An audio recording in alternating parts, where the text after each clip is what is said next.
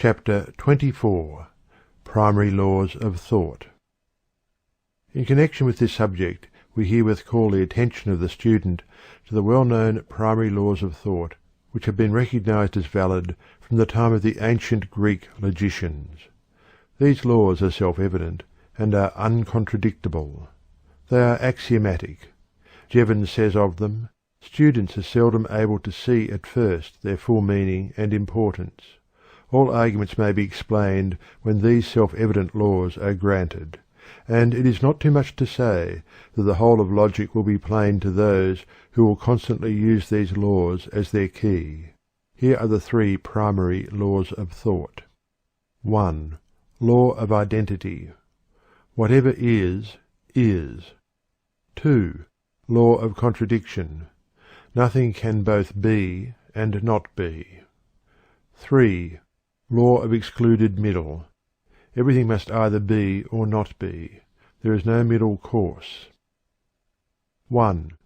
The first of these laws, called the law of identity, informs us that a thing is always itself, no matter under what guise or form it is perceived or may present itself. An animal is always a bird if it possesses the general characteristics of a bird, no matter whether it exhibits the minor characteristics of an eagle, a wren, a stork, or a hummingbird. In the same way, a whale is a mammal because it possesses the general characteristics of a mammal, notwithstanding that it swims in the water like a fish. Also, sweetness is always sweetness, whether manifested in sugar, honey, flowers, or products of coal tar. If a thing is that thing, then it is, and it cannot be logically claimed that it is not. 2. The second of these laws, called the law of contradiction, informs us that the same quality or class cannot be both affirmed and denied of a thing at the same time and place. A sparrow cannot be said to be both bird and not bird at the same time. Neither can sugar be said to be sweet and not sweet at the same time. A piece of iron may be hot at one end and not hot at another, but it cannot be both hot and not hot at the same place at the same time. 3. The third of these laws, called the law of excluded middle, informs us that a given quality or class must be affirmed or denied to everything at any given time and place. Everything either must be of a certain class or not, must possess a certain quality or not, at a given time or place. There is no alternative or middle course. It is axiomatic that any statement must either be or not be true of any certain other thing at any certain time and place. There is no escape from this. Anything either must be black or not black, a bird or not a bird, alive or not alive, at any certain time or place. There is nothing else that it can be. It cannot both be and not be at the same time and place, as we have seen. Therefore, it must either be or not be that which is asserted of it. The judgment must decide which alternative, but it has only two possible choices. But the student must not confuse opposite qualities or things with notness. A thing may be black or not black, but it need not be white to be not black, for blue is likewise not black, just as it is not white. The neglect of this fact frequently causes error. We must always affirm either the existence or non-existence of a quality in a thing, but this is far different from affirming or denying the existence of the opposite quality. Thus a thing may be not hard, and yet it does not follow that it is soft. It may be neither hard nor soft. Fallacious application. There exists what are known as fallacies of application of these primary laws. A fallacy is an unsound argument or conclusion. For instance, because a particular man is found to be a liar, it is fallacious to assume that all men are liars, for lying is a particular quality of the individual man, and not a general quality of the family of men. In the same way, because a stork has long legs and a long bill, it does not follow that all birds must have these characteristics simply because the stork is a bird. it is fallacious to extend an individual quality to a class. But it is sound judgment to assume that a class quality must be possessed by all individuals in that class. It is a far different proposition which asserts that some birds are black from that which asserts that all birds are black. The same rule, of course, is true regarding negative propositions. Another fallacy is that which assumes that because the affirmative or negative proposition has not been, or cannot be proved, it follows that the opposite proposition must be true. The true judgment is simply not proven. Another fallacious judgment is that which is based on attributing absolute quality to that which is but relative or comparative. For instance, the terms hot and cold are relative and comparative, and simply denote one's relative opinion regarding a fixed and certain degree of temperature. The certain thing is the degree of temperature, say 75 degrees Fahrenheit. Of this we may logically claim that it is or is not true at a certain time and place. It either is 75 degrees Fahrenheit or it is not. But to one man this may seem warm and to another cold. Both are right in their judgments as far as their own relative feelings are concerned, but neither can claim absolutely that it is warm or cold. Therefore, it is a fallacy to ascribe absolute quality to a relative one. The absolute fact comes under the law of excluded middle, but a personal opinion is not an absolute fact. There are other fallacies which will be considered in other chapters of this book under their appropriate heading. End of chapter 24. Chapter 25. Reasoning.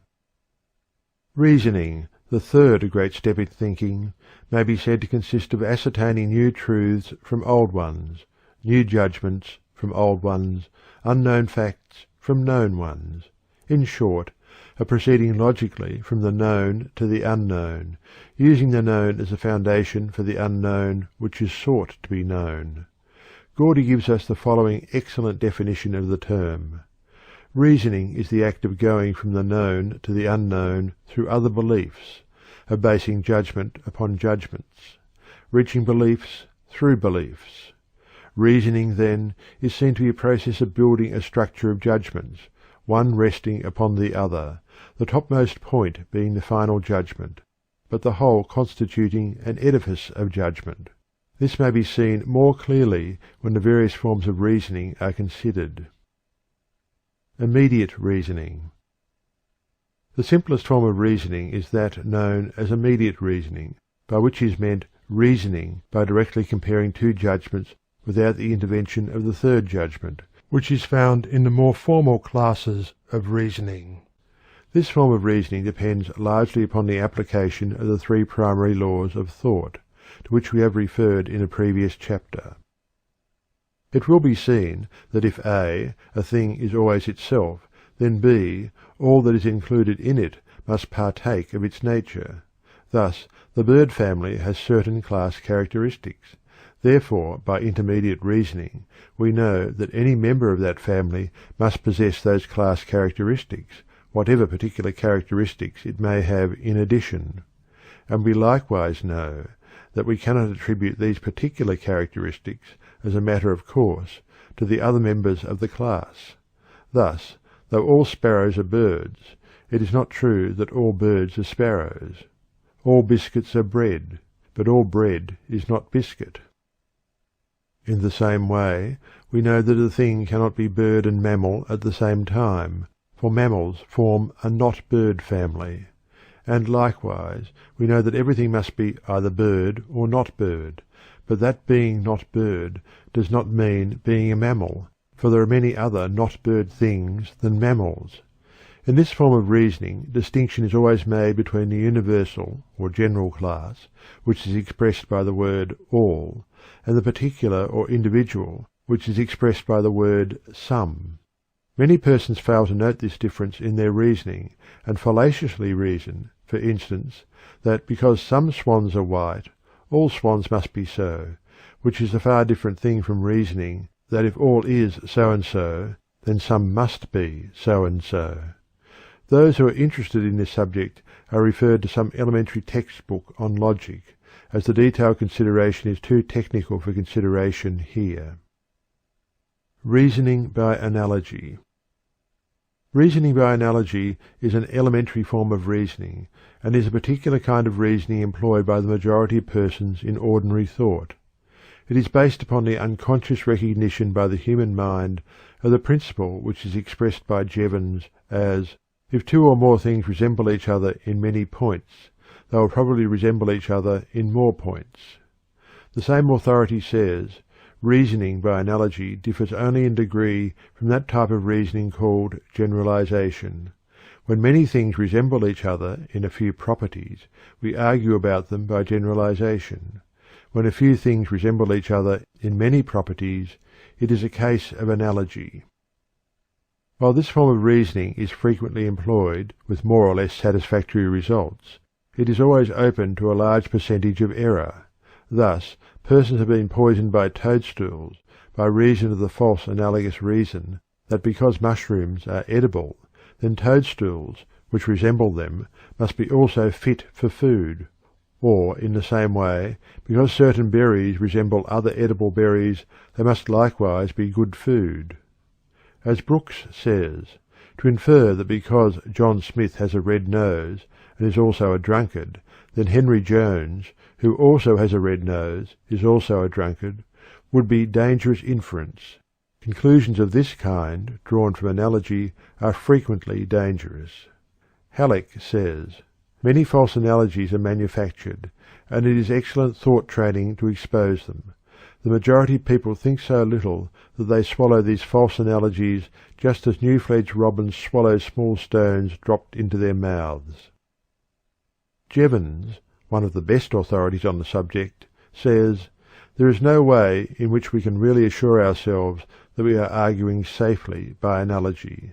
The only rule that can be given is this, that the more closely two things resemble each other, the more likely it is that they are the same in other respects, especially in points closely connected with those observed.